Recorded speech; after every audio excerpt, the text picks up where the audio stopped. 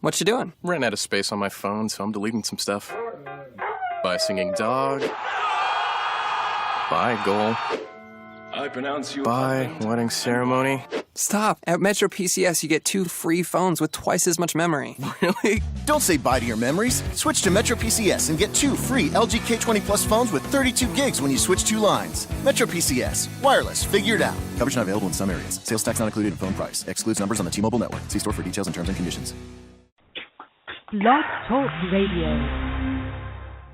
Hey, good afternoon, everybody, and welcome to Sin's Chat Corner. It's Monday. Oh, my God, I almost forgot what day it was. Obviously, you all know that I was in New York last week, and most of my radio shows got canceled, so I kind of had a break last week. The unbreak is that I have to do my show today with my little boy at home and sick, so I kind of feel bad about that. But to make up for it, I have wonderful company. Man by the name of Hicks. I'm not going to try to pronounce his real name because I'm going to make him do it.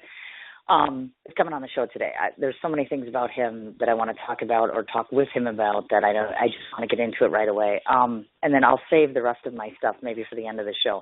The one thing I do want to talk about, actually 2 things real quickly. First of all, Michael Dyer is one of my best friends. It's his birthday today. If you are friends of mine, you see him online, you see him on my page, please be sure to give him a shout out or an I love you or a happy birthday. I'd appreciate that very much.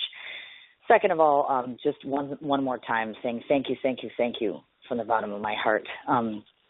From Milwaukee people to New York to all over the world for all of your sentiments and your kindness and generosity with your prayers and thoughts for my son. Despite the fact that I publicly stated I can't speak about this, I just want you to know that he appreciates it and I appreciate it, and I will keep you updated as things come along. So just keep praying, and thank you so much. I mean it. I don't want to talk about it too much or I'm going to cry. And we have to get Hicks on the show. So let's get started and find out about this guy. Hello. Hello. How are you? I'm like, oh, my God, he's not on the show. All of a sudden we're going to have no dude on here, and I'm going to have to talk to myself, which I could do. But here you are. Hi. Hi. It's you. Thank you so much. You're the guy. It's me, alive. Yeah, here I am. Thank you you're so much you. for having me. Oh, you're quite welcome. I've been looking at you and your profile for quite some time, actually, and then we've tried to get you on the show before, and then I was on hiatus, and then you were busy because you're becoming a big star now. And now here you are, and of all days with my little kiddo being sick. So I'm like, okay, he's nice and quiet and comfortable, so we might have the little boy swimming in and out of here, but we'll do our best. So how are you? Okay. I'm good, thank you. I'm really good. Like you said, I'm on the ride of my life. You are. I mean, without being modest about it, you really... It's insane. I mean, it's just nuts. Every time I look at your page or every time I look at your fan page, there's always a new picture, a new place, a new venue, a new song, a new something. So there's a lot. There's a lot. I have a lot to ask you. I just do. I have a lot. But I wanted to start off in an area that really covers something for me that's very important. First and foremost, we're going to start off by kind of looking at the side of you that I call it the helping hand of Hicks is what I call it. I know that you had played at a place called A Night for the Heroes fundraiser. So I want you to tell your listeners, was this like a pet project of yours or something close to your heart, or were you approached by somebody? How did all of that come about?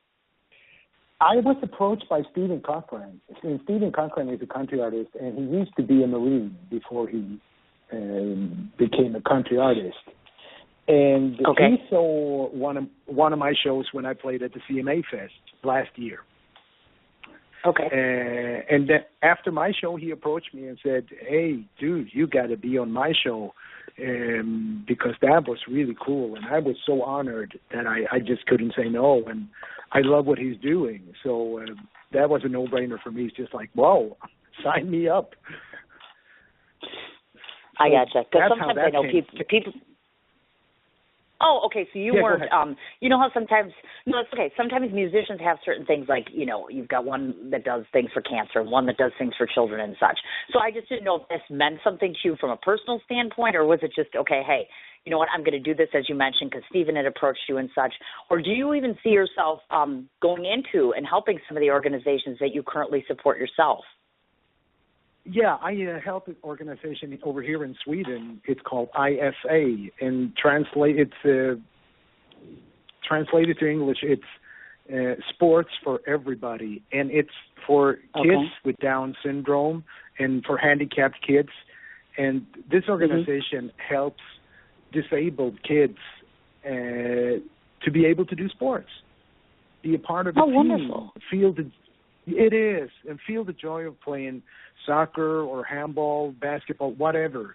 And it's a childhood friend of mine who started it, and he passed away last year. And so me and some other friends, we're doing what we can to keep it going in his good spirit. And another childhood friend of mine has filled his position in the organization and doing all the work that's necessary. So we do what we can. I wrote a song for them, and they play that song on radio and make people aware of it so we can raise money for it. So that's the thing that's close to my heart. I've gotcha. Is there a website or a place where people can go to try to find out more about ISA? Yeah, but I don't know it by heart. I have to look it up, and I can send it to you. Yes, I'd appreciate that. Yeah, and then people can actually look. IFA.it. Yeah, because but it's in Swedish, so I'm not sure anybody understands what they're saying. That's okay. As long as you can get me something, I can put it into translation for everybody, and they can take a look. Yeah. So am I to assume, like when I was paging through your pages, I saw you were lecturing or talking to someone at a sports camp or something like that. So I assume that that's all part of it. Yeah. No, that's something completely different. That's my daughter's. That's my daughter's soccer team. And they wanted me to give a lecture about eating healthy, training smart, and eat to perform. I used to be a bodybuilder back in the day, but I still train, and I still read a lot about nutrition because I love it. I love being fit, and I love living a healthy lifestyle. And so the trainers and coaches in the team asked me, "Hey, you know a lot about that. Can you help us?" Hey, I'd love to. Sure. Bring it on. Yeah. So they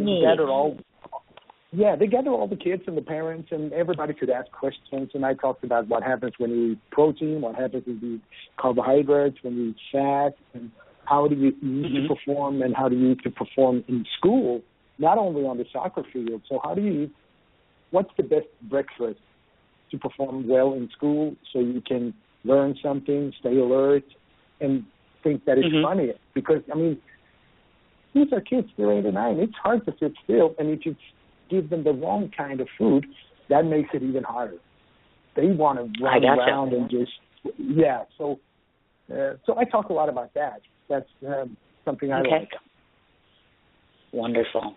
Now, I want to throw this out here in case some of you listening don't know this about you. I note that one of the signature sayings of yours that I caught that you put up was, keep it real and keep it country. So tell a little bit about that. Yeah. What that's a cool saying. What does that mean to you, or what should that mean, or what are you trying to say there?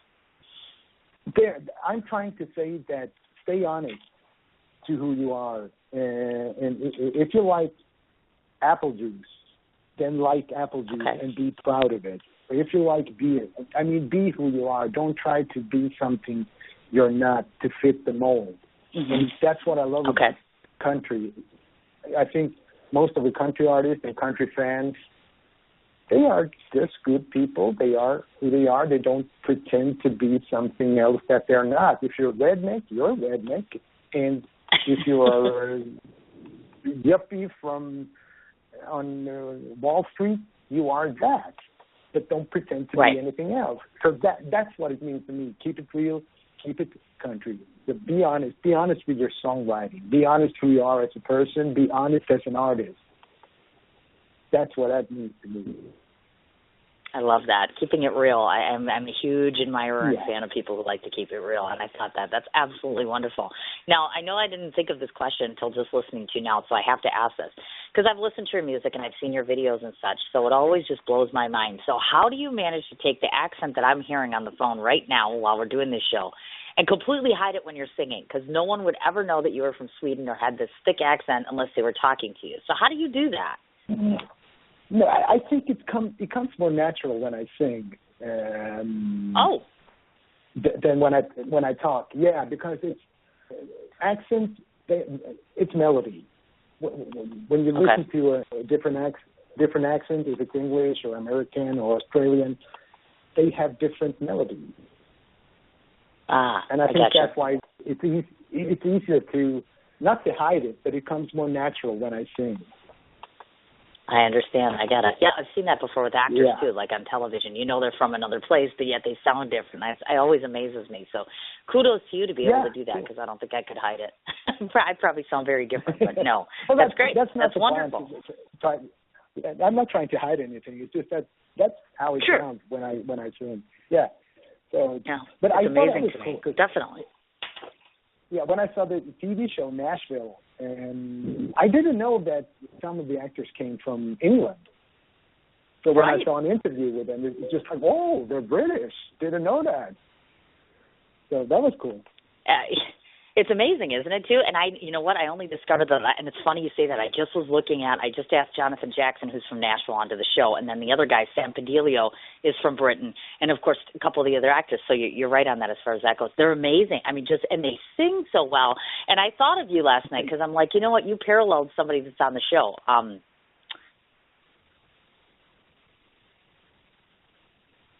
Maybe Deacon, I'm thinking, is probably like that. But I'm like, it's amazing to me that a lot of the Nashville artists that are there, up-and-comers and ones that are there right now, fabulous with talent. They're just froth with it, for lack of a better term. I love that show.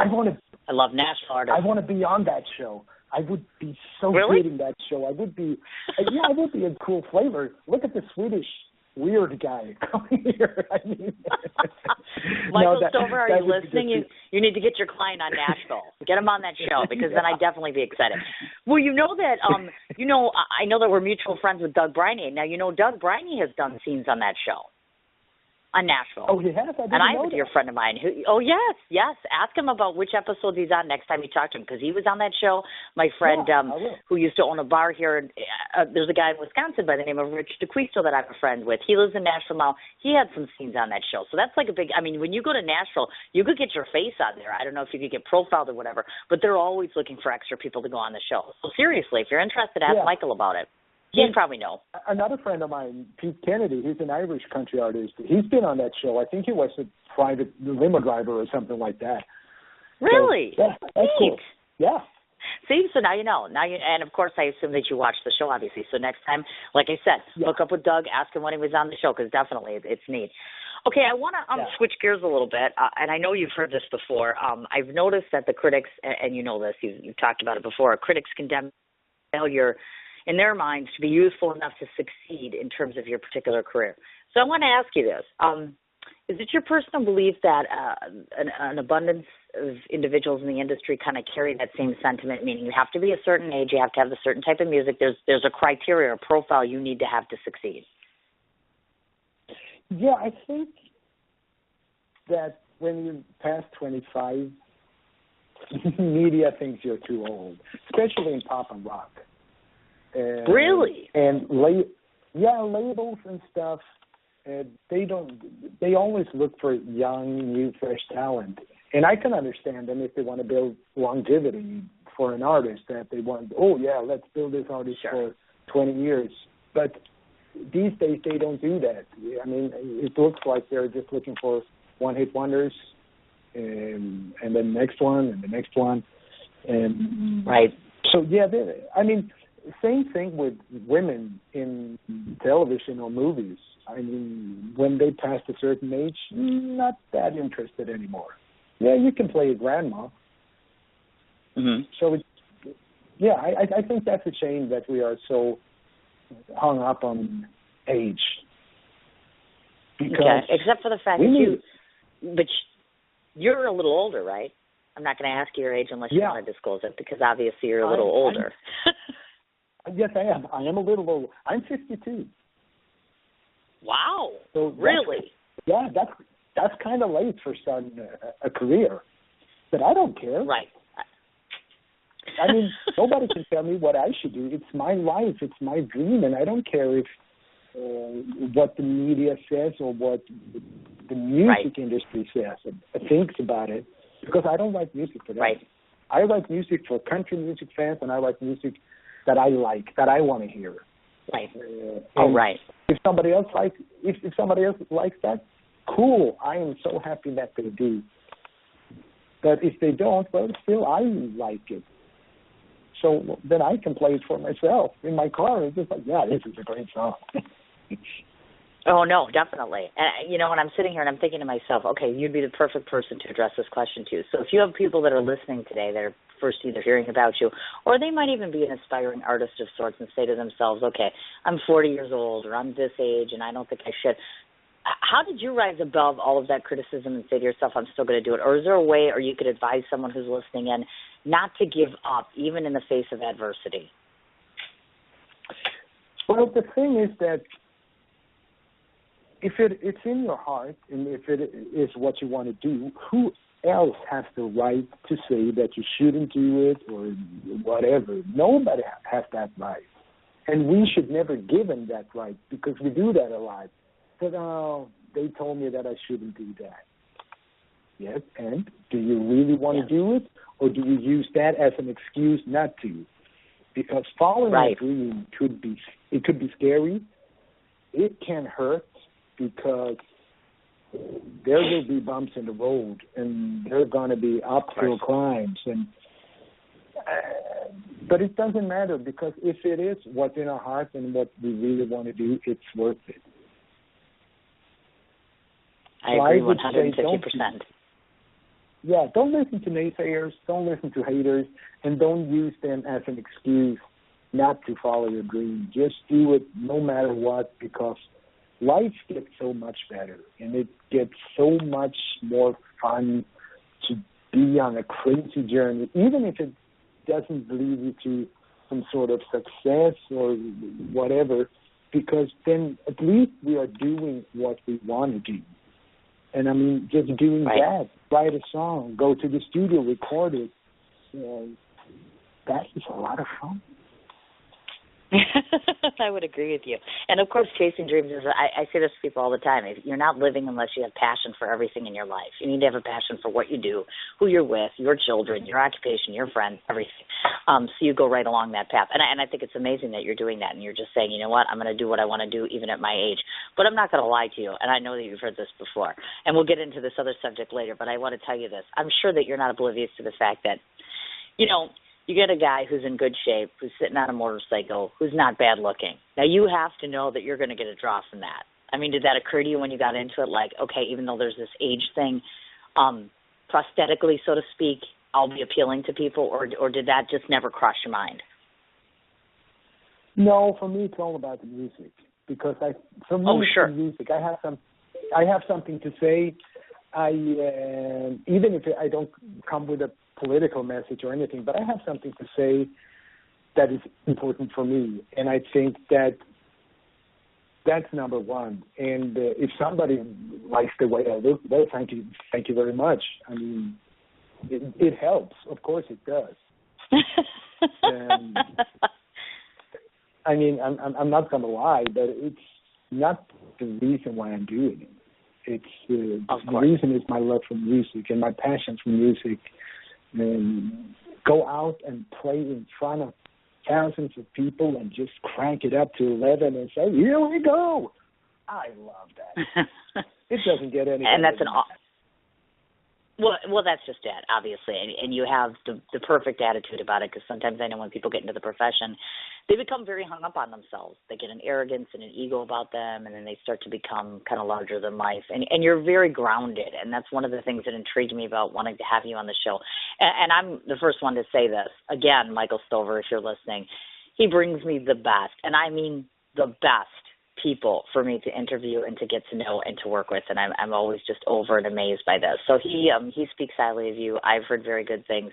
You know, my buddy Ed Roman, I love Ed Roman. He's absolutely fabulous, and he's been on my show too. So he brings Michael's just terrific about bringing me all these wonderful people. So that's one of the main reasons I wanted to have you here. Well, and he tells me what to do. So he's like, interview this guy. So I'm like, okay, I'll do that guy.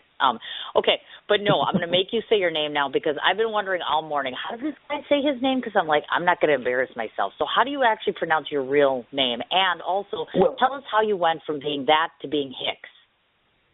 Yeah, the pronunciation is easier than you think. It's Michael Pearson. Really? Really? But it's M-I-Q, correct? Yeah, but it's like M-I-Q. Yeah, but it's Michael. It's just a funny way to spell it. Yeah. And Pearson is just like Pearson. So it's, yeah.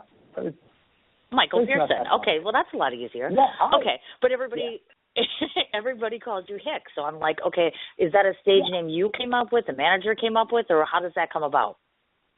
No, I came up with it because I thought I wanted something short and simple and something that would lead your thoughts to, it's got to be country, because I'm a Hick. I'm from the southern part of Sweden. I grew up in a very small town down there, and so I can relate to all that a lot more than I can relate. I'm living in the capital of Sweden now, in Stockholm. But okay. I'm a small town guy at heart. So I thought Hicks. It's short, it's easy to remember, and when you hear my music, it says country. So that's why. It's just country. That's funny. Yeah, because I didn't know if there was a symbolism, like you knew somebody who had this name or whatever have you. Sometimes people come up with names for very different reasons. So I'm like, okay.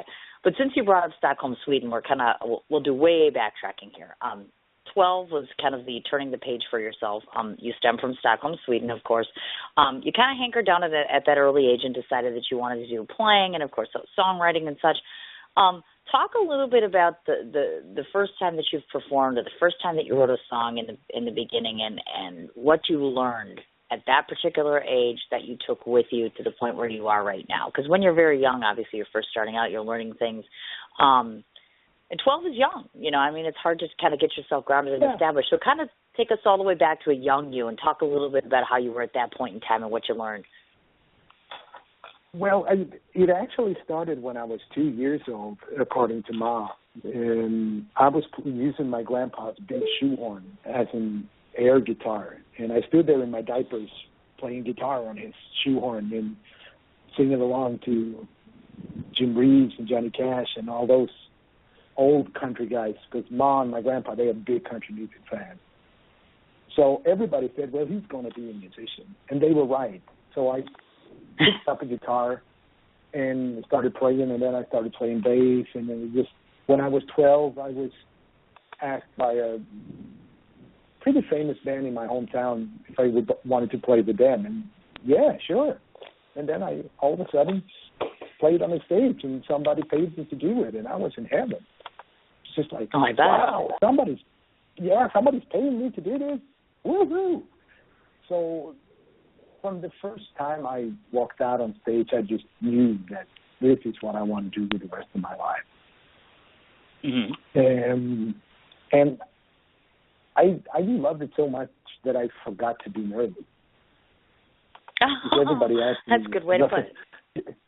Yeah, didn't you get nervous? I hadn't thought about that, because I saw all the people in the crowd and the big stage and the lights and the PA system and all the amplifiers, the drum kit, and I was just like, I'm going to play.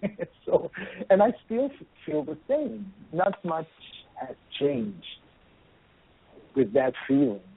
I was walking on the stage today, I have the same feeling that, wow, I just love it. That's amazing to me. That is so amazing. This I was just not nervous, and I was not this or that. Wow, that's blowing my mind.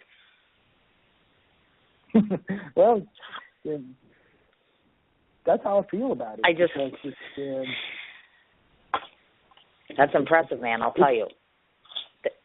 Only because it's hard to. Well, I mean, you know what it's like when especially when you're young. You don't have the confidence that you do like right now. You know what I mean? When we get older and we do things more and more and more through the years, you feel better about what you're doing, where you're at, and stuff. So when you start out early, when you first started, was it the guitar that you picked up first, or was it the song composition that you did first? Which order? Yeah, I started out playing guitar, but then I leaned more to the bass.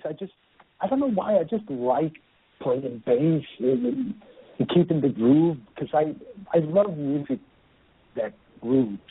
And it doesn't matter what genre it is, but it has to have a beat to it. And I love that. And I pretty soon understood that that's the bass and the drums that keeps the groove going. I'm going to try to play bass. I started playing bass. And but then I leaned more and more into songwriting. And the bands I played in, I usually wrote the songs or co-wrote the songs, and then other bands started to call me and say, hey, can you write a song for us? We like that song you played. And I said, yeah, I wrote a song for them. And then all of a sudden I just sat in the studio and wrote songs for everybody. And I loved that just as much, because that was a new way to express myself. And it was great writing for other people, because it never got bored with writing just one genre. It could be a pop song or a rock song, or all the country songs I wrote. Country music isn't a big thing in Sweden. So all those songs, they wound up in a drawer just for me, and I listened to them and played them for myself. And said, yeah, this is good. And then I think it was in 95, 96, somewhere, Warner Chaplin called me, and they had heard some songs I wrote, and they asked me, do you have a country song or something like that? Yeah, I have a country song, and I sent it to them, and they sent them to one of their artists, and they recorded it. The album went gold, and they got a Grammy, and I was just like, wow, that wasn't bad for my first cut with a really big band. So then I played more country stuff to them, but they were like, no, that's enough. Because they took that country song and they rewrote a Swedish lyric to it, and they changed it a bit so it's not that typical country. It was more like pop country. Got it. Lyric. So, yeah. So, sure. Gotcha. Yeah. So that's my musical story. I mean, I was touring, and then I wasn't touring anymore. I just worked in the studio, and that took me to Nashville. All the songwriting. And in Nashville, I met Ronnie Thomas. He's a famous producer and manager. He works with Montgomery Gentry, Reba, Alan Jackson, Brooks and Dunn. He works with everybody. And we had a meeting, and I played my songs for him, hoping that we could pitch them to one of his artists that he works with. And he listened to the songs, and he said, no, we're not going to pitch those songs. And I thought, man, are they that bad? Wow. And then he said, no, we're not going to pitch them because you're going to do them yourself. So oh, my God. Yes, because you have a sound there that nobody else has. I can hear that in your voice and the way those songs are written. It's just like, it's fresh. I said, but I'm not an artist anymore. I'm done with that. I'm a songwriter. Oh, no, you're wrong. You're still an artist. I can hear that in your voice. You're still an artist. And so he told me, go back to Sweden, record them. I promise you it will work. And I did that. And it did. And it worked. He was right. But I approached the music industry first when I had recorded those songs, just to see if there was an interest. But they were just like, no, forget it. Don't do it. No. And I thought, well, then I do it myself. I don't need those guys. So I put up a video on YouTube just to see what kind of response I would get. And from there on, it just took off like crazy. That's my story. Well, I have a question. Actually, I have two questions relative to that, because I was trying to creep on you. Normally when I have people come on my show, I creep on them and I dig all sorts of dirt up, or I can at least find information. But the one thing I couldn't find out about you that you're not real detailed about is if you had any formalized sort of training, meaning that you went to college or musical college or any kind of training, do you know what I mean, relative to your experience? Yeah. Or were you all self-taught? I'm self-taught. I took a course playing bass, when I was 10 or 11 something. I took at a music school, and it was for 2 or 3 months, where they taught you the basics, how to play bass. And that's all. And then I learned myself. Like I said before, I was so interested with the groove, so I wanted to be a better bass player, and I learned to play drums. I had a good friend who was a drummer, and I borrowed the key to their rehearsal room, and I just went down there by myself and played drums, learned to play drums, because I wanted to understand how a drummer plays, what they feel, how they groove when they play, so I could be a better bass player and play better with drums. Oh, okay. Yeah. I gotcha. So Okay. Yeah, so I taught myself. Nice. Okay, interesting, because I wanted to know about that because, like I said, I couldn't find out. I also note, of course, that your family consists of course, I know you have a brother and a sister, so I was curious to ask, are they following in your footsteps? You following in their footsteps? Are they any kind of creatively inclined or musically inclined? No, I'm the one. I have two brothers and a half-sister. Okay. Yeah, so, but no, I'm the only one who's playing. Mom used to play, she used to play piano and accordion, but nice. she stopped. Yeah, I asked her about it. She said, why did you stop? And she was just like, well, I don't know. She just stopped. I think really? I just have to bring my guitar next time I go home to visit her. I have to bring my guitar and can sit down and play. She still has her accordion. I have a standard question about that too, actually, when I hear about the parents and such, because I always get mixed reviews on this question. Some parents are of the ideology where they're like, okay, you know what, honey, I want you to succeed and go follow your dreams, but make sure your dreams include being a doctor, lawyer, meaning a reliable source of income, etc. Was she ever concerned or had that kind of motherly worry of, he needs a real job, or was it always just, you know what, you want to be this, then be this? Do you know what I mean? Yeah, no, she's been very supportive. Both my parents have. Nice. It's just like, yeah, if that's what you want to do it, but do it well. And gotcha. I love that. Yeah, because don't mess around with it. Don't play around with it. If that's your dream, just do it well to the best of your capability. So, yeah. Gotcha. Wonderful. Absolutely wonderful. Another question for you, and I came up with this idea, and maybe you've done it already. Have you ever given it a thought or considered maybe teaching classes on the art of maybe effective and successful songwriting? Because you would seem like a logical candidate for something like that.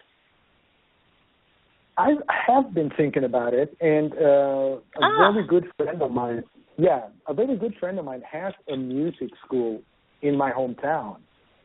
So I think when I'm not so busy with my own career, I think that is something I want to look into. Oh, look at that. How ironic. So both of us are on the same wavelength. Yay, nice. Yeah. Look at that. I'm excited. So good. So we'll do it now because you have nothing else to do. I just thought to myself you'd be a great, really, you're old enough now to where you have enough wisdom. You've had enough time to live on this earth. You've also done enough in songwriting and playing and such. So it's not like you don't have your cookies together, so to speak. And like I said, it just seemed logical to me, like here where I live in the Midwest, most of the kids here, I call them kids because they're my age, they're all out and they're all doing their thing. They're open jam, their acoustical stuff, their gigs and such. And most of them are teachers of playing an instrument or of, songwriting and such. And that would be terrific. I think you'd be a tremendous asset to the people in your country. That's just my personal opinion. But I think you should do it. So there you go. Michael, I gave your buddy another job here. It sounds wonderful. Thank you. Oh, you're quite welcome. Okay, so now I want to switch gears again because I always like to talk about what I call the personal points of someone, because even though you're known in the world as you are by this famous, fabulous musician as you are, you're still a person, just like the rest of us. So I did some picking around to kind of see a few things. First of all, I'm going to break the hearts of the world all over the place because, yes, he's not single. Yes, he's getting married to the best of my knowledge. And I just had to say this to you. I saw your girl on your Facebook page. And not only is she adorable, I'm going to tell you right now, people, she's adorable. She's built like a brick, well, they call it a brick shit house in the nicest way here in Wisconsin. She's very built. She's got a beautiful face. And she's on Facebook, and I read this note that she put on there about, she referred to Michael as being her heart. And I thought to myself, I've done that. I mean, I'm single now, but I've done that. And when I was very much in love, and I thought, aw. So let's take a moment and talk about the girlfriend. Obviously, she looks like she bodybuilds as well. How does she take to all this? Because I'm not going to lie. When I first started talking to you, I mentioned, of course, you get this guy. He's got a great voice. He's popular, and he's good looking. Is this ever intimidating to her? Does she ever struggle with your choices to be doing what you're doing now? No, she's very supportive, and she's very proud that I'm doing so well. Aww. And, she's got my back 100%. And I hope I got hers. She's competing in, not in bodybuilding, but in something called body fitness. They are not that big, and they are more feminine than the bodybuilders are. So she's training a lot, and she also helps other athletes that want to train. So she helps them with, she coaches them, and then she's a massage therapist. And so I think we are very supportive to each other's careers. I gotcha. And of course, you've been together for a while now, I take it. Okay, I've gotcha. 7 years. So when do you get married? Well, we haven't set a date yet. And now we're so busy. Okay. Yeah, so this is like, when are we going to do it? I don't know. We want to do it in the summertime, and we thought about doing it abroad. Just me and her and the kids on a beach somewhere. Oh, nice. That would be perfect. Just for us. Yeah, I mean, just for us. That's sweet. It's not throw a big party, do a big blah about it. It's just a very nice romantic beach cool thing. That sounds really cool. Yeah. That sounds cool. Now, you realize, of course, you know what this weekend is, right? Because you are a guy, so I don't need to remind you, right? You got this big day coming up this weekend. So you have big plans? Yes, but they are a secret for the moment. I don't know if she's listening to the show. We didn't think about that, so we're not going to talk about that. Okay, so if she's listening, we're just going to go right over that. Okay, so kudos to you, really. I think you're an absolutely beautiful couple. I saw the pictures, and I just kept peering down, and I thought, that's very sweet, and she's very flattering to you, and you're very flattering to her, and that's refreshing for people like me, who are out there and still looking. That's wonderful. I'm very happy that you found that, and I think love plays a component in success. I'm not going to lie. I know people think I'm nuts, but it's not crazy. No, it's not crazy, but do you want to know how do you find your dream guy? I would love, oh my God, give it to me. I've been waiting somebody to tell me this for 3 years. Go ahead. Are you sure you want to know this secret? Well, find the perfect son. Okay, go. You know what, Ed Roman tells me that I send him pictures. He's like, send me pictures of every date, and then I'll just tell you whether it's the right one. But that's not working so far, so let's try this. All right, give it to me. That's right. Yeah, to find the perfect someone, you got to be the perfect someone. Yeah. Oh, God. Oh, that's not hard. Oh, my God. Thanks a lot. No, it's not. No, it's just like everything is energy. Everything is vibration in this universe. And when we vibrate at that level where our perfect someone is, we have the same energy vibration, and love will happen. Oh, you make it sound so simple. Yeah. I wish it were that simple. It is. It just seems really hard. Yeah, right. Well, people always single. No, but people get so stuck on whether they try to pursue a career or find their true heart's person, love of their life. They're so caught up struggling. They are so caught up with all the hard stuff, with the hardship. Sure. And they forget to look at the easy parts. What kind of person do I have in front of me? I have this kind of person. Is there a future? Right. No. But still we struggle. We know it from the get-go. That's not going to happen. But we struggle and we're caught up in that fight or whatever that we forget about love. But love is very simple. It just flows by itself. And when it flows, it's right. When it's easy, it's right. When there's struggle, it's wrong. Wow. Boy, little do you know, but you answered a question. You just answered a question I've been trying to answer for about a year now. Thank you. That pretty much closed it up, straight shot, simple, right, just like that. Now I know what to do. Well, thank you. Okay, I have a couple other things. I've seen you on the motorcycle, so of course, natural curiosity. So do you actually ride, or was it just actually a pose as far as for you? I don't ride anymore. I used to when I was younger. Yeah, I was in a biker gang. I love. I was about to say I'm not a bad boy, but I am a little. I love motorcycles. I love motorcycles. Really? But now, being a dad and everything, there comes responsibilities. So of course, you have to cool down the wild side and be a dad a little more.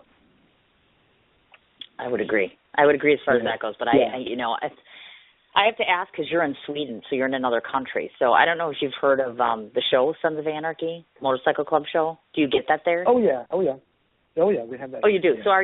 So were you a fan of the show then? Of course I am. It's just like, and since I've been Yeah, since I've been in a biker gang, there's so much I can relate to that. When I see it, it's just like, we weren't that wild. For us, it was more about riding bikes together and partying and all that stuff. Okay. But of course I've seen it and I love it. It's violent, but I love it. Yes, of course. I would agree with you 100%. Okay. The other two things I wanted to mention is obviously, of course, you have this huge love of country music, and that goes without saying from just looking at the people that you admire and you follow and listen to. But I noticed on your page, I don't know if you just clicked this to like it, there was mention of that show Duck Dynasty. Do you actually watch that show? One more time, you were breaking up. They have this little section where you have like TV likes and dislikes, and then it lists like these different shows that you watch, and it says that you like Duck Dynasty. And I thought to myself, do they even have Duck Dynasty over there? That show, with the guys with the they're the guys with the horns and stuff, right, or whatever. Yeah. We have that. Okay. I love it. I think you they're do. so hilarious, those guys. I think it's staged. I think it's scripted down what they should say and everything. But hey, I don't care. It's so funny. Yeah, I think it's hilarious. Look at that. All right, so I got one more personal question for you as far as that goes.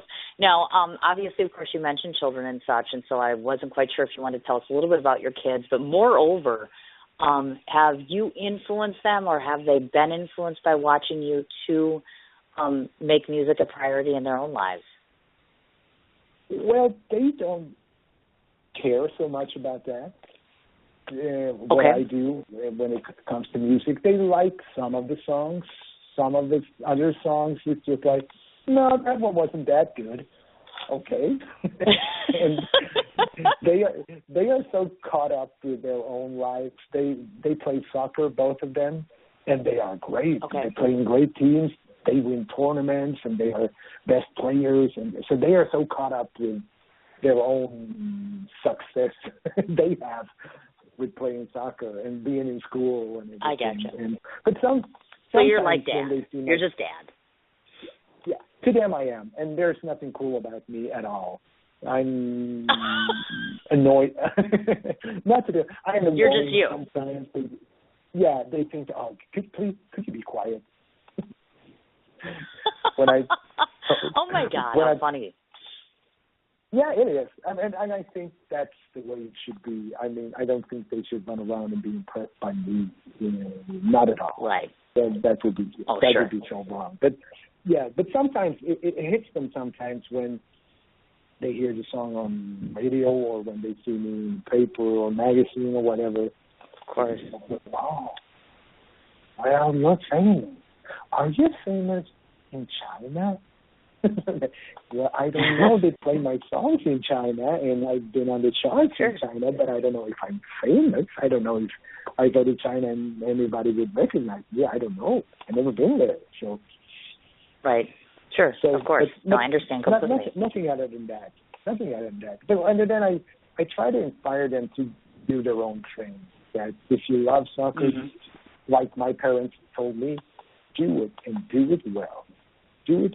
Be as good at it as you can, and have fun with it. If it's not fun, don't do it. Of course. Yeah. I agree, 100%. Excellent attitude. Love that. That's great. Now, I want to switch again. I judged, and of course, just kind of flipping through Facebook and other things, you kind of give me the feeling, this is just a sense I get, that you prefer privacy pertaining to Hicks the man versus Hicks the musician, per se. So, of course, it's kind of shocking that, of course, your face is habitating, homes of different radio stations all across the globe. You're all over the place. You're in print, et cetera, et cetera. So I want to ask you, do you ever struggle with maintaining, a certain sense of confidentiality about yourself now? Yeah, I'd like to keep private. I think I have a very good balance between Hicks and Michael. I don't post anything on Facebook that is too private, because I want to keep that to me and the family. This is our life, and especially for kids, I don't want them to be there. You don't know what weirdos are out there or anything. And I want them to have their life, live their life, and not be connected to me. Of course. Like that, yeah. And not makes many sense. of their friends. And not many of their friends in school knows that I'm a musician. Really? Because, they don't know because, like I said, the kids, they're not impressed. What I do is just like, you play, you sing, you write songs, So, and I like that I can go to soccer games and nobody cares. Aw, that's neat. I want to bring up this ideology. First, just in case folks don't know, if by some chance you haven't seen it as of yet, I know just to name a couple of the places you've been on. I know you've been on Sky Television, Power Source Magazine, of course the blog for Elle Magazine, just to name a couple in case you folks are trying to see where you can find them in print, etc. A lot of the mainstream media kind of pushes this point a little bit, so I want to get your stance on this, that basically being in the limelight means losing a part of yourself. Do you think that's either true or untrue, and if so, why? Yeah, I think it's how you handle it, I think. You can get caught up in all that and be that person and let it go to your head and all that, or you can just look at it and say, good marketing, but that is what I do. It is not me. Right. There's a difference between that. So for me, it's not a problem at all. But I know people struggle with it when media stops writing about you or when you don't get the attention like you used to. And I know people have a hard time. Some people have a hard time with that. Really hard time, because their whole identity is built on being that person that media created. And I have friends who have been big stars, and they're still big stars, but they're not as popular anymore. And they really struggle with themselves and their own identity, who they really are. And I think that's why a lot of people fall into drugs and alcohol, just to numb it or to keep the high going. And that's sad and unfortunate too. A lot of times some people say negative press is better than no press, but I'm like, no. I mean, sure, you're getting press, but if it's not positive, would you want it? You know what I mean? Yeah. No, there's no point in that. Just to be in a tabloid or be in a magazine. I mean, that's not what life's about. Life's not about that. Exactly. I mean, there is so much more to life than have your face in a magazine. I mean, it's flattering, it's fun when it happens, and if it helps you to sell more records, to get more gigs and whatnot, cool. Yeah, go for it. But just being there for being known or being famous or something, like all the soap opera stuff or reality shows that go, poor people, come on. That's exactly right, but that's the world we live in now. You know, it's unfortunate, but it's true. But no, I agree with you as far as that goes.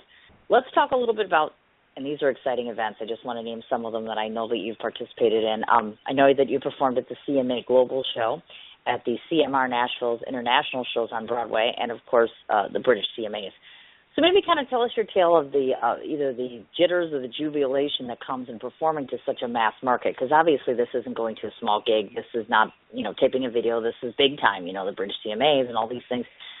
Tell me what it's like to do something like that on such a much larger scale that's so widely known. Make sense? Yeah, it's the most fun you can do with your clothes on. Okay. It's because it's playing live, like I said before, I love it. And then play at venues like that, it's mind-blowing because that CMA knows who I am, and then they invite me to play at CMA Fest in Nashville with the biggest country stars in the world. It's surreal. Right. It's just like, what? How did that happen? I mean, I'm from Sweden. And how did you find me? And all that extra that comes with that. And I think that's the power of social media today, and that we are living in a kind of a small world. You can get out there, and you can be seen, and you can be heard these days. I mean, for us independent artists, it's the golden era for us. It's harder for the big labels to compete with, because there's so much music going on. And of course, the big labels, they have a lot of money. They have a lot of money, but they want that money back. So the artists that are with the big labels, they're kind of stuck with them and don't have the creative freedom like we independent artists have. And we can do a lot of crazy stuff that they can't. And I wouldn't have, I mean, if I tried to do this in the 70s or 80s or 90s, no way that I would have made it this way that I've done, because I've done it all by myself to the point where I met Michael Stover, who's the best manager in the world. And then he helped me to take it to the next level. But he wouldn't have found me if it wasn't for the social media thing.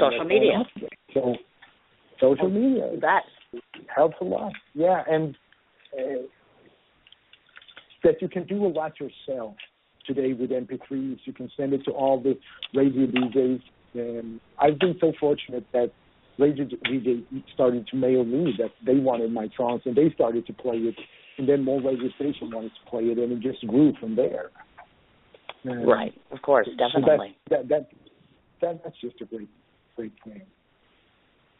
But I wanted to ask you this, of course. I forgot how the question started. I sidetracked there, but... No, that's okay. As far as, you're going into more of a mass market when you play for them, obviously. When you go to a British CMA performance, it's not like there's 5 people there, obviously. So you've got, a whole audience you have to entertain. Plus, let's face it, I mean, if it were me, I'd be completely starstruck, as far as, oh, my God, I know this guy and this guy. You know what I'm saying? Yeah.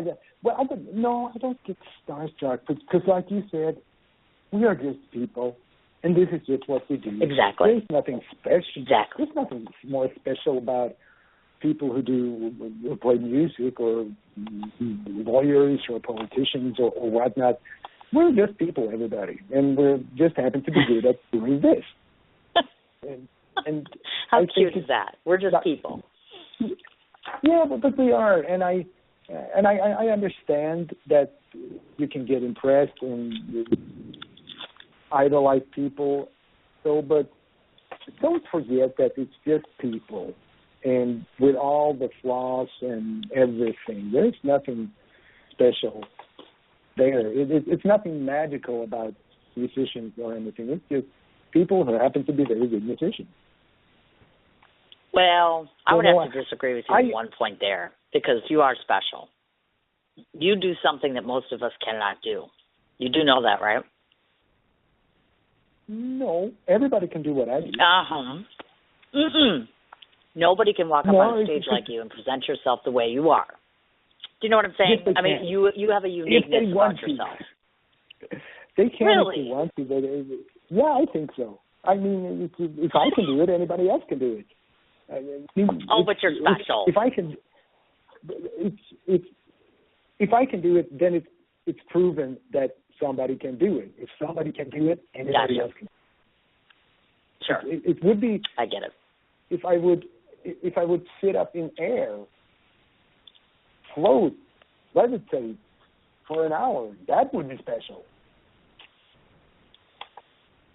Oh, I definitely think there's something special about you, clearly. Otherwise, you wouldn't be on the show. You wouldn't have met Michael. You wouldn't have gotten to where you are right now. I think musicians are held in reverence because of that. Yeah, but I think I am where I am because I'm focused. I know what I want. Mm-hmm. I love what I do. For me, it's not work. Sure. For me, it's just like talking to you. It's just having a fantastic good time, and I love it. That's awesome. And I get to do this every day. I am just the most privileged person on earth, and I'm so grateful for it. I'm so thankful for doing what I do, and that and that people like my music. So I get to do it even more. It's just, wow. Exactly. You're privileged. I mean, like you're saying, you're privileged. And what's nice about people like you is that you're never going to get a large head. You're never going to not want to see fans be happy or to meet with them or to do this or to do that. You're grateful for everything that's given to you. That's a big component, and not everybody appreciates that. They kind of get into it, and then they get famous, and then they change. And your attitude is very refreshing, and it's a very mature attitude, actually, for the industry you're in. So kudos to you on that one. Question for you relative to your fans. I'm sorry, go ahead. You touched on that before. I think also that's an age thing. Because if I would have been 20, I think I would have had a totally different approach about it. I'm not sure, but I think so. Because when you're 20, wow, the whole world revolves around you, and then if you get some sort of attention for what you do, then the whole universe revolves around you. It's just like, wow, I'm the center. But I think being a parent, you cool down. It's just like, yeah. Well, the kid's got to go to school tomorrow, so. No, I totally get it. That's wonderful. Terrific. Now, all right, let's talk about you for a minute. I just want you to rest for a moment because it's going to take 50 minutes for me to read off your nominations, your awards, and what you've done. So listen to this, folks. So I'm just going to have you listen to you. Not that you don't know this, but this is your life, basically, in a nutshell. So let's talk a little bit about, I'm just going to list everything that he has accomplished thus far that I'm aware of. 2012, won the award for Favorite Country Group to the IMN Country Music Awards in Nashville. 2013, Best European Country Music Act, and that was the British CMAs, of course, we referenced. 2014, Best International Country Artist for ICOMA Country Music Awards in Nashville. He's been nominated by ICOMA for Best Song and Video, from IMEA for Best Song, Video, and Songwriter, by Nashville Universe for Best Song and Video. His single Unreachable Dreams has been in the top 10 as far as the music charts. First band he was ever in, Barbados, caught one of your songs actually and ended up winning a Grammy for Best Album. Little River Band, one of my personal favorite musicians, actually picked up one of your songs, Cut Like a Diamond, which I thought was hugely impressive. And, of course, some of your songs have been recorded by the likes of Toto Survivor and Toby Hitchcock. A couple different questions about this, if you don't mind, because that list is extensively long. It's more than mine. I'm jealous. I'm not working for words yet, but I'm very jealous. A couple different questions about this. The honors that are earned in and out of country, can you maybe talk to me a little bit about the measure of success, meaning as far as business-wise and to you, is it more meaningful, meaning I know the world recognizes honors and accolades and things, but sometimes if it's from the United States, it has more prominence than Sweden or another country, for instance. Do you know what I mean? The industry views it differently. Is that how it is, or is that how it works? Or maybe kind of educate us a little bit into how all that goes. Well, in Sweden, you're not impressed with awards and stuff. Not at all. Okay. And especially me, who's doing country music, since country music isn't that big thing in Sweden. They know who I am. They play my songs on radio sometimes, but they play my songs a lot more in the United States, in UK, in France, in Germany, China, Australia than they do in Sweden.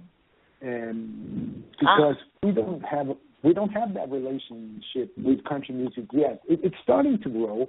We have a lot of country music fans here, and the country music fans here are huge. I mean, when Dolly's here, shows sold out. Toby Keith, Brad Paisley, Eric Church, anybody, every show is sold out. But media doesn't write much about it because they don't get it. Really? They don't understand it. Yeah, so it's a funny thing. And as far as it comes to awards and nominations, they are not, the guys who get a Grammy in Sweden, they don't really, some do, but a lot of people don't really value it. They just, they put it in a drawer somewhere and, I won a Grammy. So I don't know why it is like that in Sweden, but it is. It is. Okay, I gotcha. Yeah, Tell me something. It's a funny thing. I know, I understand. I know what you're talking about. I've kind of seen it like here and there. That's why I say that. Question now, just do a self-assessment quickly and tell me, what do you think makes you worthy of all these different academies of music, let's say, and they're all saying, you know what, we like his this, we like his this, and they give you these awards. Tell the world a little bit about why you think you deserve such a thing. What makes you so unique in the music industry? I think I come with something fresh. I think I come with something. It's not that I have invented a wheel or anything, but I come with a little different approach to country music. I grew up listening to country music, but in my teens when I started to play in bands, nobody wanted to play country music. Everybody wanted to play rock, and I love rock, and I didn't mind. I just tried to, can we sneak in a country song? No, we can't? Okay, I'm good. So I think those music genres are what I love, and I have mixed those together. I know other people do that as well, but I do it in a way that I hope nobody else does. And I come, since I'm not from the United States and I don't live in Nashville, so when I write lyrics, they're not typically Nashville sounding. And I recorded the album in Stockholm. I used some players from Nashville and some from Austin, Texas, just to get that country groove. But I wanted it to, the bass sound, I wanted it to be my sound, not Nashville sound or Austin or whatnot. I wanted it to be my sound. So I think I come with something that's a little bit different. Right. Yeah. Makes perfect sense to me. Now, that leads us to a perfect segue to where I'm going with this. The one other thing I wanted to mention before we actually get into some of the songs themselves is I know that there was a recent loss with Jimmy Jamison had passed away, who I know that you knew. So maybe just share a few impressions with either working with him or knowing him, since I think he recently passed, correct? Yeah, that was just 5 months ago. Yep. Right, that's what I thought. Yeah, he had a heart attack and died, and oh my gosh. It just broke our hearts because we have been talking about doing a follow-up to, he wrote the last album he recorded, Never Too Late. And that was, working with him was just a huge honor. And I grew up listening to Survivor. I was a fan. Sure. And when his label contacted me and Eric, my colleague, who I write most of my songs with, and he produces my album, and he produced the Jimmy Jamison album. We were just like, wow, we get to work with Jimmy Jamison. And we wanted him to be a part of the songwriting. We wanted us three to write the songs together. Me and Eric wanted us three that we should write the songs together. So we wrote ideas here, songs, and we sent them over to him, and we were like, now change whatever you want to change. Rewrite them. Put your mark on them so they become Jimmy Jamison songs. And he didn't change a note or a word because he said, I can't change it. It's great the way they are. I mean, I just have to sing them. And but we did a lot of research. And of course, we were fans, so we knew a lot, but we researched where he was in life, so we wanted to keep it relevant for him to sing those songs, that he could feel them, and he did. I mean, in my opinion, he's one of the world's best rock singers, or he was. And what he brought to the table singing those songs, he took the songs to a whole different level that we thought was possible. He was just so freakishly good. He was amazing. So now it's kind of hard for me to play that album. I love it so much, and we talked about doing a new album. We were talking, let's do a new one, and the new one should be a little more bluesy, because we didn't want to repeat ourselves and do exactly the same album again, because we wanted to take it in a slightly different direction. And he said, Michael, you have the country vibe, and he loves blues and country, and Eric loves blues. And let's do a little blues country vibe to next album. Yeah, we were so excited. course. So, thank you so much. I just wanted people to get I wanted to get a hint of him. You know what I mean? Because it is a loss, and I remember them too. Actually, and it's kind of sad. That must be really tough for you, and I'm sorry. I really am. It's a shame. So many people taken so quickly. That's for sure. I've saved the best for last, which is I want to talk a little bit about your songs, obviously, to those that don't know, and then I have a question about that, and then I get to play one of your songs, which is really cool. I've listened to a couple of your different songs, and I've picked one. It's not the one I'm playing, though. I have to tell you, my favorite is not Mama's Kitchen. And not that I don't like it, because I know it's your newest one. So I'm not going to knock on this, because there is nothing I've heard that you've sang yet is something I disapprove of. I can tell you that I have a favorite. Hayride happens to be my favorite. I don't ask me why. I think it's just it's very simple. It's very fresh. It's very different, you know what I mean? Different from what I'm used to hearing. I mean, I hear country music all the time, and I interview musicians all the time, but there's something different about it. You have a song by the name of Bad Call After All, obviously Mama's Kitchen, which we're playing today. Unreachable Dream is another one of them. I've also watched your music videos. I have to tell you, the one thing that I took away from them is they're entertaining, and they're a typical country song where you've got people running around in boots and flannel like you normally would. But I got to tell you, man, I don't know if you're like this in real life, but you running around and watching you look so intense when you play and you sing. I don't know if you've heard that before, but that intensity in your face, you know what I mean? It's just wild. Yeah, I'm focused. So I can tell you take it very seriously. Big time. Absolutely big time. So before I play your song, I want to ask you this question. Oh, I'm sorry. Go ahead. Yeah. No. I just about the live thing, and because I want to pick up on what we talked about before, being starstruck, playing at the CMA and everything.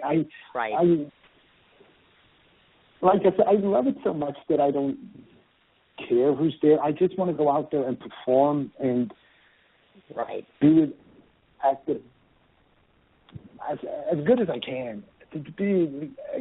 And same thing when I do videos and stuff, because I don't lip sync in the videos. I sing full throttle. I just sing and I play like it's live. So of course, because I agree. I want people to get the feeling that this is what you get when you come to a Hicks show. This is it's a lot of energy and a lot of power and a lot of fun. I like that. Okay, well, we won't let anybody wait any longer. I'm going to give you a break for 3 minutes. I'm going to go ahead and play your new song, which is, of course, Mama's Kitchen, and then people can devote to themselves. Then I have one more question for you and a few things that I want to tell you. So you listen for 3 minutes to yourself. Okay, so everybody listen. This is Mama's Kitchen.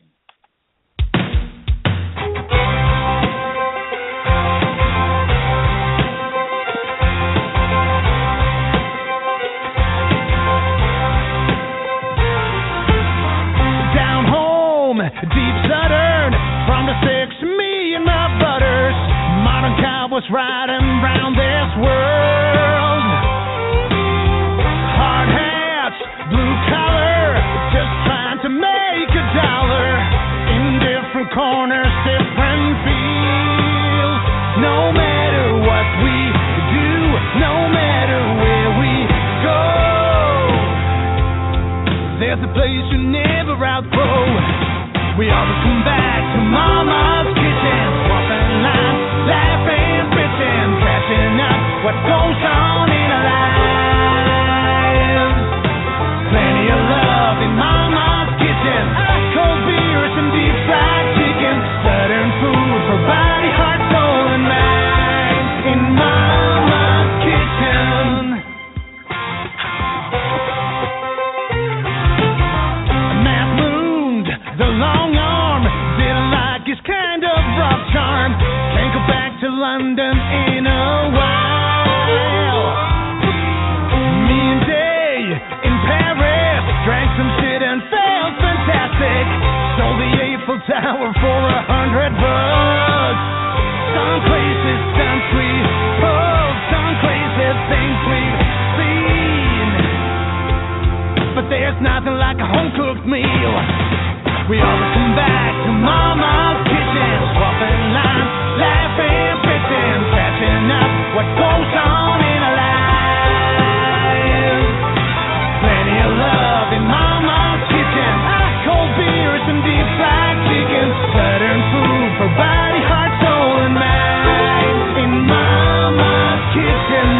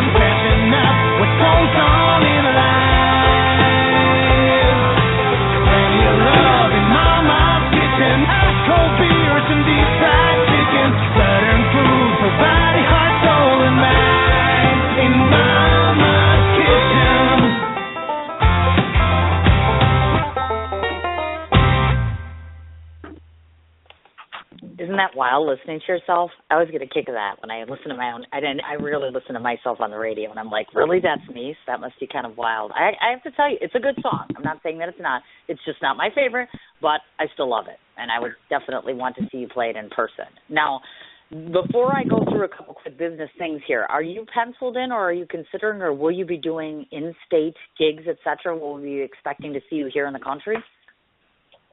Yeah, I'm planning. I'm going to Nashville on the 21st of February, and I'm going to do some shows there. I think it's Monday and Wednesday, but that's in Nashville, and it's just going to be acoustic one. But I'm coming back in either September or October. Then we're going to start out in Nashville. We're going to go up to Kentucky and Alabama. Okay. Yeah, I have a promoter that lives in Scotland, of all places, working on that. Oh, my God, look at that, Scotland. That's very cool. Yeah. When I'm coming back from Nashville, I'm going to go on a UK and Scotland tour. Oh, neat. Yeah, because it's hard for a lot of us to get to the UK. Sorry, there.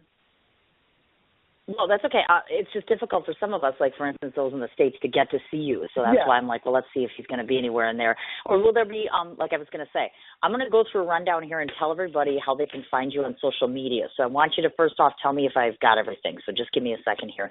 You have a personal page, which is, of course, your Michael Pearson page. And you also have a fan page, which is, of course, Hicks.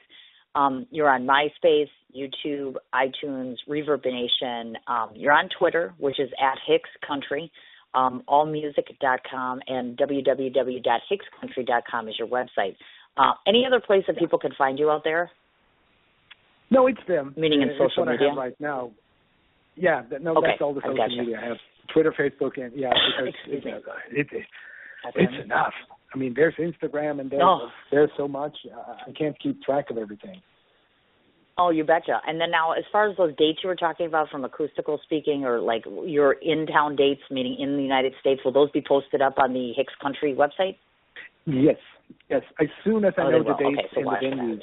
Yeah. So the same thing with the UK tour and everything, because I'm going to meet the promoters in Nashville, and hopefully we're going to set the dates. Yep. Okay, gotcha. So is your Nashville show due to be the Nashville one's acoustic? So are you expecting a good number there? Because do you have a following in Nashville? I have a following in Nashville, and I didn't know that until I played CMA Fest, and that was just like, wow. People, look at that. But then it's CMA Fest is very cool to play because after the show, people from Canada came up to me and was like, yeah, we traveled all the way from Canada to see you. And it was just like, wow. Oh, nice. That is really cool. Good for you. Oh, my goodness. Okay. Well, it's really cool. It's a nice feeling, isn't it? I mean, it's nice. I always like that when I hear people tell me they listen from overseas or that they came to do this or this. It's really quite the compliment. So I know exactly what you're talking about. Yeah, it is. So I have two or three more business things to finish with you, and then you're off the hook. This hour went so fast, didn't it? Actually, hour and 15 minutes. It went so quick, didn't it? Have we talked for an hour? I mean, I didn't know. Yeah, we talked for over an hour, like an hour and 15 minutes. Well, I told you there was so much to talk about. Hello. What can I say? So there's two things. Good at this. There's two. Thank you. You're good at this. Time flies. Thank you. I want to ask you two questions, and then the last thing I do on my show right before I let you go is I'm just going to tell you my impressions of you. That's usually how I end out the show. But I have two questions for you. I've been sitting and thinking about this while I've been listening to you, and so I have two things that I want to offer you or throw out to you to see if you're interested.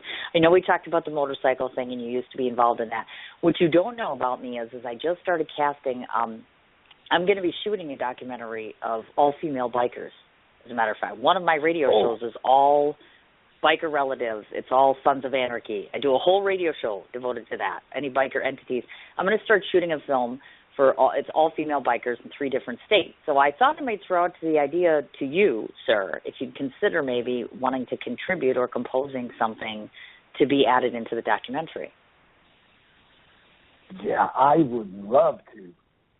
Yeah, what do you want? I was hoping you would say that. Do you want a song or something? Well, you know what? Let me ponder on that. When we go off the air, I'll sit and I'll think about it and I'll come up with something, because I think you would be terrific for that, because you already come from that sort of thing. And like I said, they're female bikers. They're from Wisconsin. They're from New York City. And then I've got a whole other bunch from Las Vegas. I'm going to take from 3 different areas. And I'm taking music from everywhere, from local people, because I have dear friends that are musicians, and just all over. And I thought you'd want to be included. That was number one. Number two is this. And this, of course. Go ahead. No, that's okay. Number two. I thought of a perfect song that would fit there. It hasn't been released yet. It's coming up on my album, and it's called "Playing Like the Big Boys," and it's about a girl that she does all the things that typical guys do. You know, she's out on the Saturday night drinking and picking up boys and just doing it on her terms, living her own life the way she wanted, and she's playing like the big boys. I like and this. That song I'm going to have to listen to this. Yeah. This is neat. It's about strong women, so that song will be perfect. Okay. That would be perfect. Yeah, we'll have to talk about that one. We'll talk about that. Here's the second one, because I was just thinking about this. The very first question I asked you, and you had answered me about ISA, which is sports for everybody, sports for everybody, like you were talking about, and you were talking about trying to get exposure, etc. So what if I were to say to you, how about if I brought myself to Nashville on February 21st, and somehow you and I figured out a way, whether I bring, I don't know, I've got a whole business of stuff, truffles and books and all that good stuff, and somehow we managed to collaborate on something together, and then all the profits I'd take and turn around that day and give it to ISA for you guys. Cool. I'm like, I'm game. I was just stupid. Oh, I'm sorry. You know, that happens a lot on this show. Every time I make an offer, somebody's just like, what? That's, well, I do that often. I just did something relative to breast cancer, and then I did something else. I have my own pet projects, and I'm very big on children in terms of that sort of thing. I have a child that has a seizure disorder, and a lot of times some people view him as being somewhat disabled. I don't, but, the world looks at him and skews him very differently. So anything children relative to me is extremely touching and very important. So I'm game. I mean, we have things to talk about off air. That's obvious. I've now established that. The song, the ISA thing. So I want to finish off the last part of this interview by telling you what I think of you, and I'm going to let you go because my son is itching at me, and my other son I have to pick up. So I wish I had 2 more hours with you. So let me just tell you what I think of you, Mr. Swedish guy. So these are my impressions of Hicks from me to you. First off, I can tell you that I was somewhat intimidated when I heard that I was going to interview you because you have a powerful presence when you turn on your video, when you turn on your song, or when you turn on and take a look at your website. You have a very commanding presence. You have a very intimidating sort of a sense and spirit to yourself until you walk into, I would guess, a venue, or you would walk in to meet you and shake your hand for the first time. I saw by your pictures just this warmth that you resonate that comes through your eyes and through your heart. Through your music, I get a sense of who you are. I get the sense that you're trying to give some kind of a fun message out there, that country music doesn't necessarily need to be the stereotypical sadness and drama and things that come along with it. I love the fact that you have this sense of maturity being at the age that you're at, and you just walk into a room and say, this is me. I hope you like my music. I hope you like what I represent, and it's okay if you don't like that because I'm still going to keep doing it. So you have sass and determination, and you have a beautiful family, and you have your priorities still in check, and I think that that's never going to change, even with doing the CMAs. You're not above yourself, and you're not above helping other people and setting a good example and being a role model for your family, for your fans, for your followers. I have to say that I'm very, very impressed with the fact that we were able to converse. I thought there'd be an accent problem, and there wasn't. I thought that I would find myself more nervous than I am, and ultimately, at the end of the day, after this interview, you've convinced me, someone who's never met you, that not only do I want to work with you and use your music, but I want to do something to help someone that's very close or a cause that's very close to your heart. So you've now made a friend and preferably a fan as well, and I guess I'll be seeing you in Nashville in less than 2 weeks. Those are my impressions of you, my friend. Thank you very much. Very flattering. Oh, you're very welcome.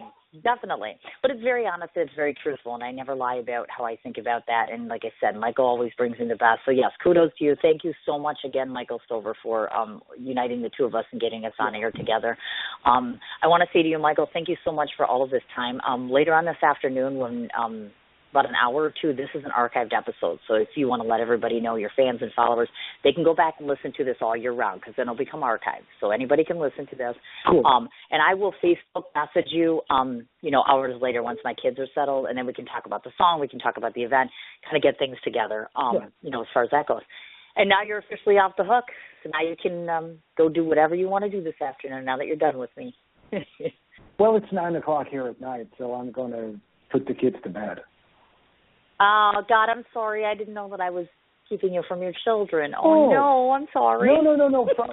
No problem.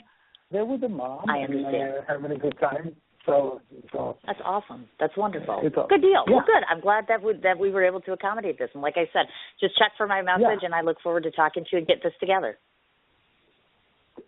Looking forward to that, too. Really excited. It's just all right. like, wow. Wonderful. Cool. Yeah, great. I know, right? Isn't it exciting? Thank you so much. You come on my show, all the stuff. Yes. No, thank you. The pleasure was really mine. Thank you. I really looked forward to this. Yeah. And this has been awesome. And I look forward to us talking in the next day or so and getting things together. So go put your kids to bed, and I'll talk to you soon, hopefully. Yeah. All right, dear. Great. Thank you. Bunch. Okay. Yeah. Bye-bye. All right, kids, that was Michael, a.k.a. Hicks, for everybody. Once again, real quickly, he has a Facebook personal page and a fan page. He is on MySpace. He is on YouTube, iTunes, Reverb Nation, Twitter at HicksCountry, allmusic.com, and www.hickscountry.com. Once again, thank you so much to Michael, a.k.a. Hicks, for coming on the show. I'm very excited that we're hopefully going to be able to work together here outside of the show. Tomorrow, Ricky Rebel, 4 o'clock, Sid's Chat Corner, that's Central Standard Time. That'll be another musician/stage performer. Very excited. This is the first time I'm working with Chrome PR, so we'll see how those things go. And, of course, Colin Gerard, the director of I Know You, will be on Thursday, and that's at noon Central Standard Time. Last thing I wanted to cover, 2 quick things, please, if I can ask everybody, shout out for some prayers and good thoughts for my son, my other son, Tristan, who happens to be home, and he has himself a nice little ear infection/virus, so please keep him in your thoughts and prayers. The very last thing that I wanted to address on the show today before I go, Nashville television show we were talking about today. One of the gals I just became Facebook friends with, who happens to be Len and Stella, of course, is one of the 2 sisters that are on the show, Connie Britton's TV children, we should say. I know that she had put a post up today in reference to her discouraging, just people being discouraging and manipulative, et cetera, et cetera. And so from me to you, Miss Lennon, and I haven't had the pleasure to interview you or meet you yet, I just wanted to publicly state, first of all, that your television performances are just nothing short of lovely. You're beautiful and you're talented. So is your sister, of course.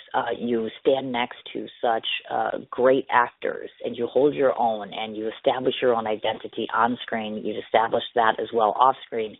And if anyone else cannot, if they can't stand in your revelry, or I should say stand there and admire you and appreciate you for who you are, they don't deserve to know you, and they don't belong in your life. And never lose sight of who you really are, and don't lose faith in the fact that there are really good people out there pushing for you to do well, and are happy with your success. So I just want to throw that out there as well. So back I go to my wonderful children. You guys have yourself a great day, and I'll see you on air tomorrow at 4 o'clock Central Time. Thank you.